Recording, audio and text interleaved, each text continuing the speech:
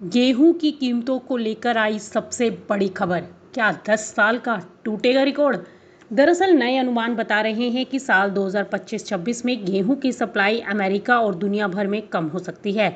वहीं अमेरिका में एक्सपोर्ट तेज हो सकते हैं। मिली जानकारी के मुताबिक ऐसे में ग्लोबल स्टॉक 2015-16 के बाद सबसे निचले स्तर पर आ सकते हैं। भले ही घरेलू खपत घटने और कॉर्न की कीमत नरम रहने से गेहूं के दाम में थोड़ी गिरावट दिखाई दे रही है, लेकिन वहीं स्टॉक सीमित हैं और मजबूत एक्सपोर्ट डिमांड आने वाले महीनों में कीमतों को सपोर्ट दे सकती है। वहीं अगर अमेरिका की बात की जाए तो अमेरिका में इस बार उत्पादन कम हुआ है।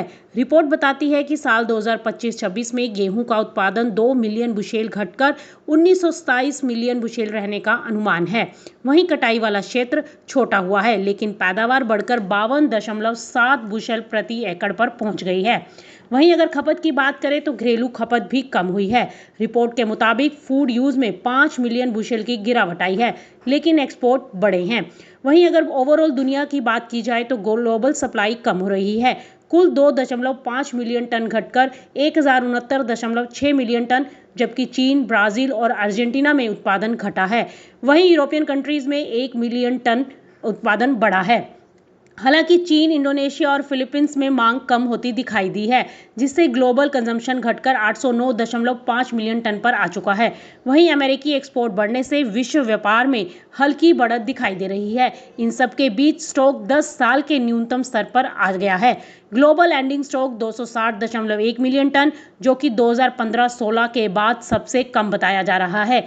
इससे ये संकेत मिल रहे हैं कि कम सप्लाई और बढ़ते अमेरिकी एक्सपोर्ट बाजार को मजबूत बना सकते हैं। ग्लोबल स्टॉक 10 साल के न्यूनतम स्तर पर होने से लॉन्ग टर्म में कीमतें ऊंचाई की तरफ जाती हुई दिखाई दे सकती हैं। हालांकि अमेरिकी घरेलू खपत में कमी और कॉर्न प्राइसेस में गिरावट फिलहाल कीमतों में दबाव बनाए हुए है, लेकिन बाजार जानकारों का कहना है कि आने वाले दिनों में गेहूं की कीमतों में तेजी देखने को मिल सकती है। Bureau report, market times TV.